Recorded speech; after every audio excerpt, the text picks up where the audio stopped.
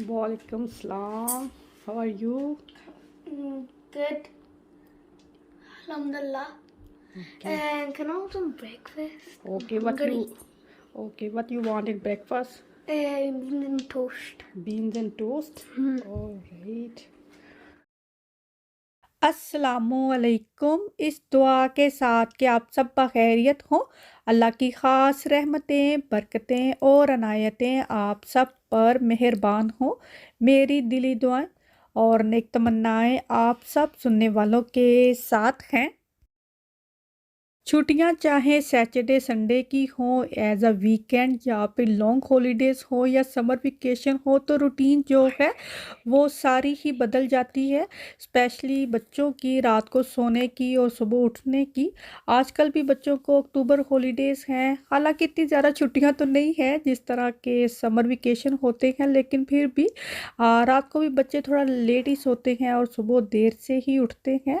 और नाश्ता जो है वो एक मसला ही हो जाता है। अमूमन तो स्कूल जाना होता है, जो भी समझ में आता है खा के चले जाते हैं, लेकिन छुट्टियां हो तो शायद फुर्सत इतनी होती है बच्चों को, तो समझ में नहीं आ रहा होता कि हमने खाना क्या है। लास्ट वीडियो में जो मैंने केक रस बनाए, वो केक रस मेरे सबसे बेस्ट केक रस बेक हुए हैं अब तक। जितनी बार भी मैंने केक रस बनाए होंगे, ये बेहतरीन केक रस बने हैं। या शायद मैंने ग्लूटेन फ्री जो मैदा है वो इस्तेमाल किया, उस वजह से इतने खस्ता केक रस बने हैं।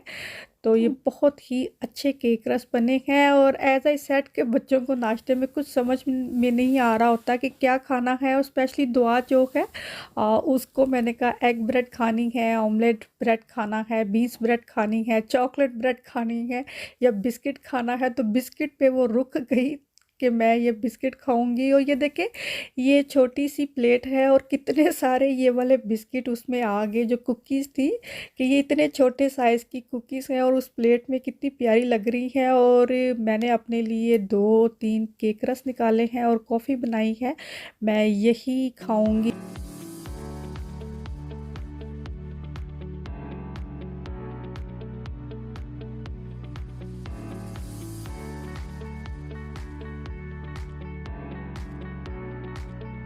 अभी जिस तरह मैं ब्रेड को काट रही हूँ, ये मैं अपने बेटे के लिए बनाती हूँ। बाकी बच्चे वैसे ही बीन्स ब्रेड खा लेते हैं, लेकिन मेरा बेटा जो है वो इस तरह छोटे बॉक्सेस बनाकर तो फिर उसके ऊपर बीन्स डालकर दे तो वो खाता है। तो मैं इनको इंग्लिश नान चने कहती हूँ।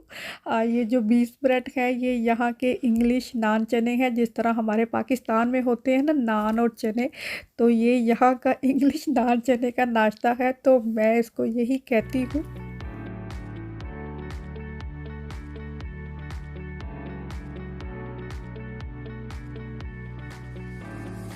और अभी यहाँ पर मैं केक बनाने लगी हूँ।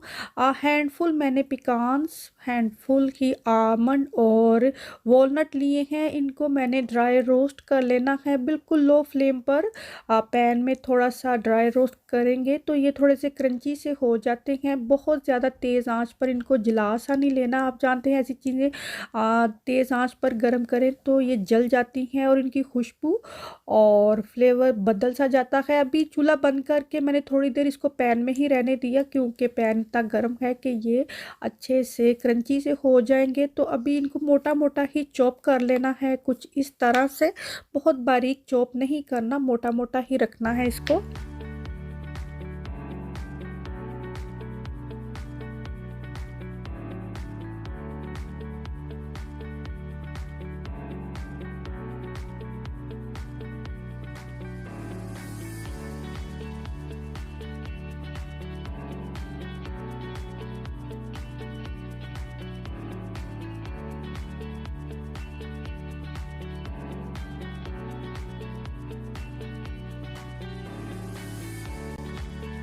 और जिस चॉपिंग बोर्ड पर मैंने जो नट्स हैं उन्हें चॉप किया है, वो मैंने झाड़ लिया है, मतलब साफ़ कर लिया है। और उसी पर ये थोड़ी सी डार्क चॉकलेट है, इसको भी मोटा मोटा ही चॉप कर लेना है।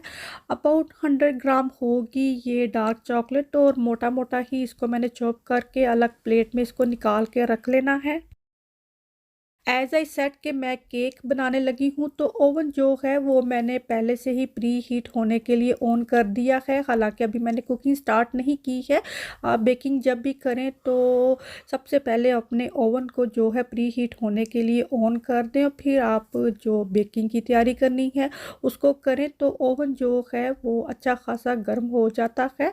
और यहाँ आपने देखा मैंने 6 अंडे डाले हैं स्टैंड मिक्सचर में, और इसमें आज मैं लाइट ब्राउन शुगर जो है ये यूज़ कर रही हूँ। 1 कप मैंने इसमें लाइट ब्राउन शुगर के डालना है और इसको मीडियम टू हाई स्पीड पर मिक्स करने के लिए रख देना है। ये बहुत ज़्यादा नहीं फूलेंगे क्योंकि जो डार्क ब्राउन शुगर या लाइट ब्राउन शुगर होती है ये वज़न में थोड़ी हैवी होती है, जबकि वाइट शुगर इतनी ज़्यादा वज़नी नहीं होती है। तो चूँकि ये वज़नी है तो अंडे बहुत ज़्यादा फूलेंगे नहीं, जबकि अगर वाइट शुगर इसमें डालकर अंडों को इस तरह से बीट किया जाए तो वो काफ़ी ज़्यादा फ्लफ़ी हो जाएंगे। जब तक एग और लाइट ब्राउन शुगर जो है मिक्स हो रही है मिक्सचर में, तो मैंने तकरीबन नहीं यकीनन 2 बनानास जो है उनको आप देख सकते हैं अच्छे से मैश कर लेना है। एक मैं केक बना रही हूँ चॉकलेट एंड बनाना केक बनाऊंगी, और एक मैं ड्राई नट्स का केक बना रही हूँ। बैटर केक का एक ही है लेकिन ये 2 फ्लेवर का केक बनेगा। और आपने देखा मैंने 2 कप इसमें कुकिंग ऑयल के डाले हैं और 2.5 कप यहाँ मेरे पास है ग्लूटेन फ्री मैदा है, प्लेन फ्लावर है, वो इसमें डाल दिया है और इसको अच्छे से मिक्स किया है। हाफ़ टेबल स्पून मैंने इसमें बेकिंग पाउडर का डाला है और 1 टीस्पून इसमें बेकिंग सोडा का डालना है।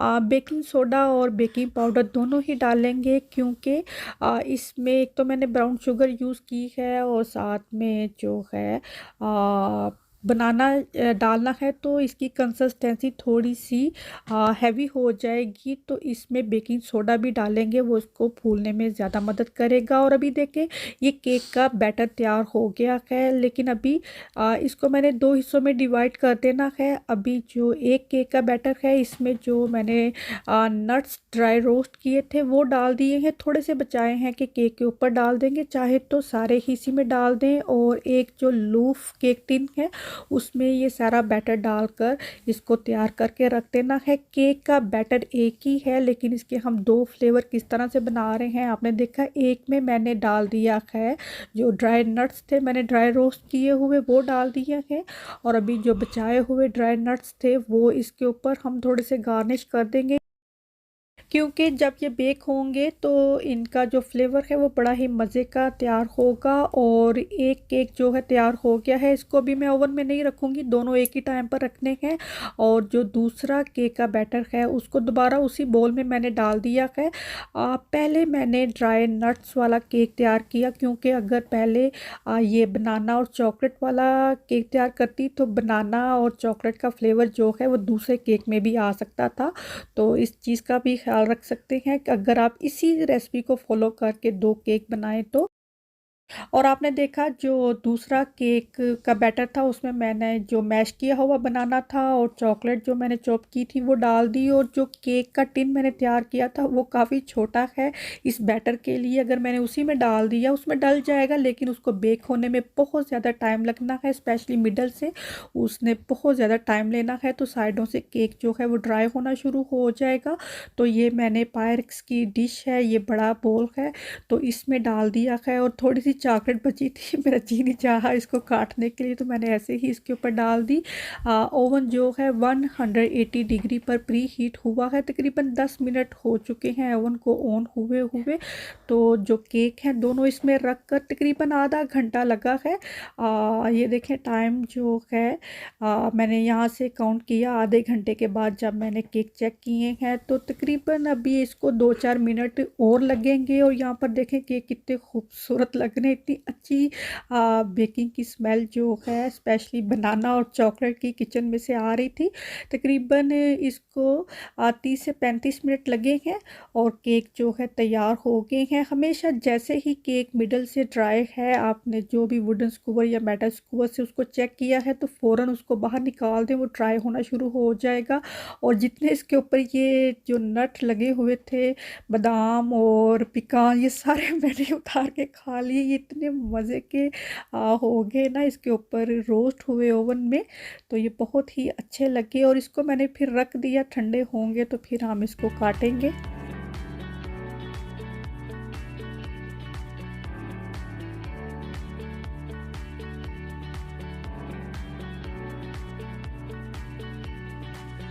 और मैंने ये केक जो है सुबह नाश्ते में खाने के लिए बेक किए हैं, जैसे कि केक रस हो गए और ये मल्टी फ्लेवर के केक हैं। एक जो है इसमें बनाना और चॉकलेट का फ्लेवर है और दूसरे केक में जो नट्स हैं, ड्राई रोस्टेड नट जो हैं उनका फ्लेवर है। और ये नाश्ते के तौर पर सही है, ना कि हम नाश्ता करने के बाद इसका टॉप अप करें कि हम खाना खा लें तो बाद में इसको खाएं, तब ये सही नहीं है। तो एक दो स्लाइस जो हैं वो नाश्ते के लिए सही हैं, वो खाएं और नाश्ता आपका कंप्लीट हो जाए।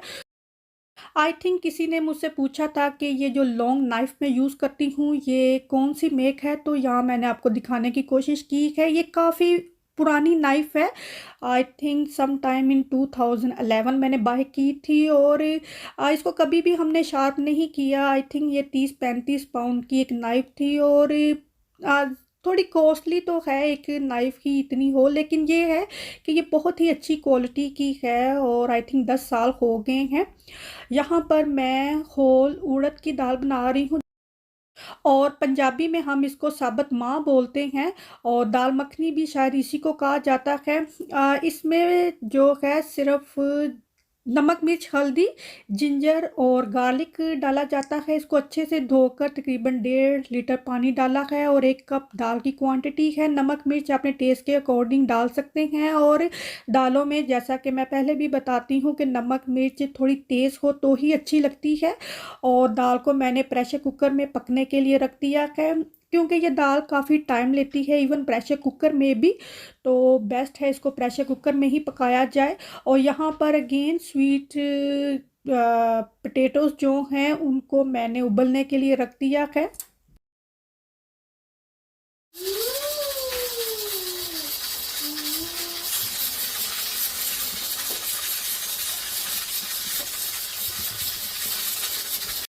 और जब प्रेशर की विसल बजने लगी है तो 10 मिनट मैंने इसकी विसल बजाई है और फिर इसका चूल्हा बंद करके जो इसका प्रेशर है वो इस तरह पानी के नीचे रख कर मैं पानी चला दें तो उसका प्रेशर फ़ौरन से ही नीचे चला जाता है। वैसे भी अगर चूल्हा बंद कर दें तो 4-5 मिनट में इसका प्रेशर डाउन हो जाता है। 10 मिनट के बाद मैंने इसको खोला है तो दाल गल गई है लेकिन अभी घुली नहीं है। तो इसमें थोड़ा सा पानी डालकर ये देखें, दाल जो है वो ऑलमोस्ट गल गई है लेकिन अभी अलग अलग ही इसका दाना है, घुली नहीं है। तो थोड़ा सा पानी और डालकर मैं इसको दोबारा से प्रेशर लगा दूंगी, क्योंकि प्रेशर में आपको पता नहीं होता कि दाल कितनी गल रही है कितनी पक रही है। देगची में तो हम चम्मच हिला सकते हैं, तो जब ये ऐसी दाल में पकाती हूँ तो इसको पकने में टाइम लगता है और इसमें पानी की क्वांटिटी भी ज़्यादा रखी जाती है। तो 10 मिनट इसका वेट लगाने के बाद एक दफ़ा इसका वेट खोल के देखा है तो दाल को अभी दोबारा वेट लगाना पड़ेगा, ये देखें। और दोबारा इसका मैंने 8 से 10 मिनट वेट चलाया है तो दोबारा इसको चूल्हे से उतार कर पानी के नीचे रखा है और यहाँ पर दाल जो है वो मुकम्मल तौर पर गल चुकी है। पहले देखें जो पानी था वो पानी पानी सा था, मतलब अभी भी है तो वो पानी ही लेकिन थोड़ी गाढ़ी सी कंसिस्टेंसी है। तो इस दाल को थोड़ा सा घोटा जाता है या मैं इस तरह इसको पोटैटो मैशर से घोट लेती हूँ। इस तरह काफ़ी डिटेल से रेसिपी बताने का मतलब ये होता है कि बहुत सी सिस्टर ऐसी होती हैं जो पूछती हैं कि ये आपने किस तरह पकाई है या कईयों से दाल सही नहीं बनती है। तो दाल अक्सर ऐसा होता है कि जितना पानी हम डालते हैं वो उसमें नहीं पकती है या वो नीचे लग जाती है, तो उसको किस तरह से आप पका सकते हैं सही तरीके से।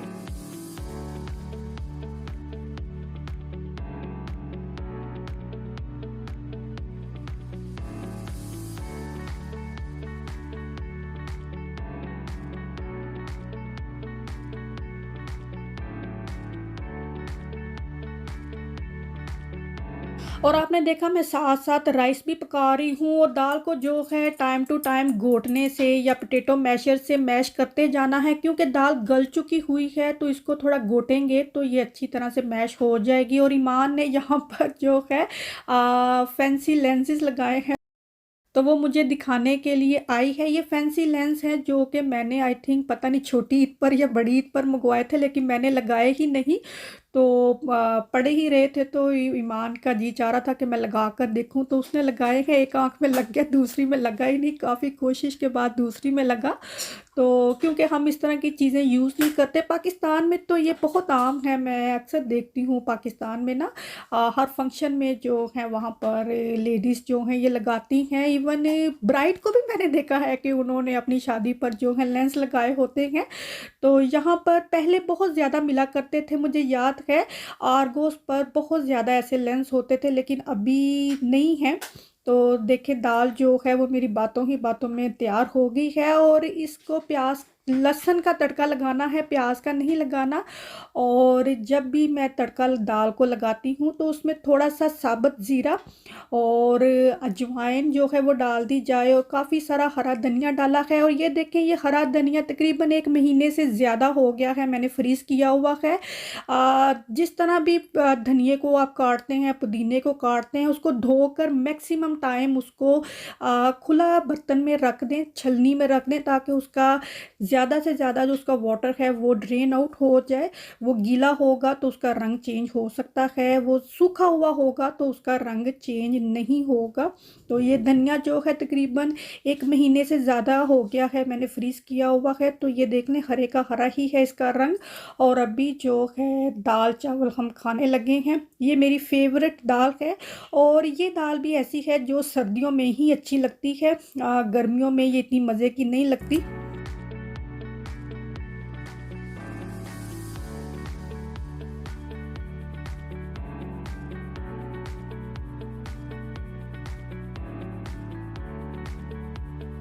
एज़ आई सेड के बच्चों को अक्टूबर हॉलीडेज़ थे, तो बच्चों को हम बाहर लेकर गए, टाउन जाना था हमने।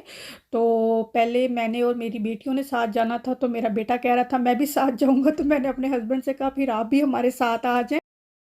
मैं और मेरी बेटियां जब बाहर जाते हैं तो हम बिल्कुल सही रहते हैं, मतलब ज़्यादा बच्चियां तंग नहीं करती, लेकिन मेरा बेटा जो है वो दौड़े ही लगाता रहता है, तो फिर उसकी तरफ भी ध्यान देना पड़ता है। तो आई आस्क माय हस्बैंड के प्लीज़ आप भी हमारे साथ आ जाएं ताकि इसको ध्यान रखें। तो दुआ जो है वो यहाँ पर ट्रेन देखकर काफ़ी खुश हुई है।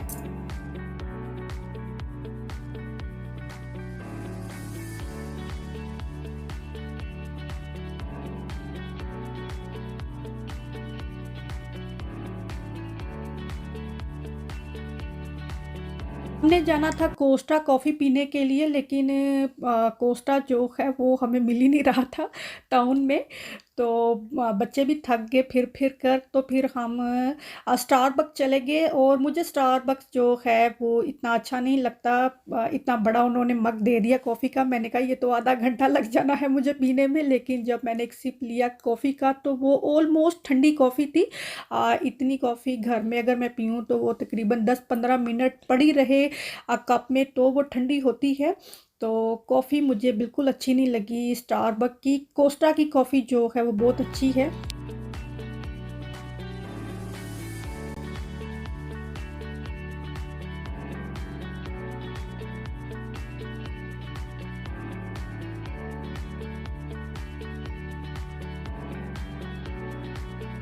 पिछले दिनों ईमान को बिल्ली रखने का इतना ज़्यादा शौक चढ़ गया, तो ये डॉग था यहाँ बाहर खड़ा हुआ, तो मैंने इसको कैप्चर किया और मैं देख रही थी कि ये देखो अगर तुमने भी इस तरह बिल्ली ली होती तो तुम भी बिल्ली को लेकर बाहर खड़ी रहना था, तो अंदर नहीं आ सकती थी।